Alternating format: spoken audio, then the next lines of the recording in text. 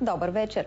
Утрешният първи учебен ден ще е хладен, на места главно в източните райони и дъждовен. Затова към и без това тежката раница ще трябва да добавите чадър. През деня валежите ще са на повече места. Ще духа слаб в източна България до умерен вятър. Максималните температури ще са между 20 и 25 градуса. Атмосферното налягане ще бъде малко по-ниско от средното за месеца. По Черноморието ще бъде облачно с слаби валежи от дъжд.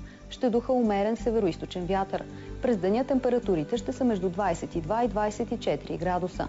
Морето ще бъде бурно с вълнение между 3 и 5 бала. Доста неприветлив ще е денят и в планините. Ще бъде облачно и дъждовно по високите части и мъгливо. Вятърът ще бъде от изток-югоизток умерен и силен, но през деня ще отслабва. На Балканския полуостров ще остане облачно с изключение на северозападните райони.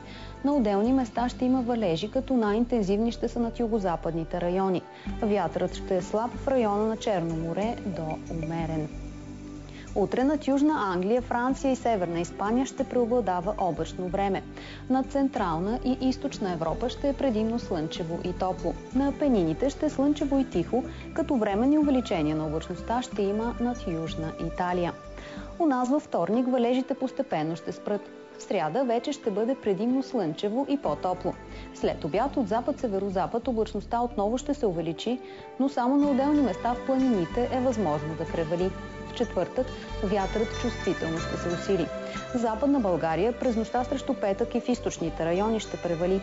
В петък и събота ще бъде доста хладно и облачно, в събота на места ще превали.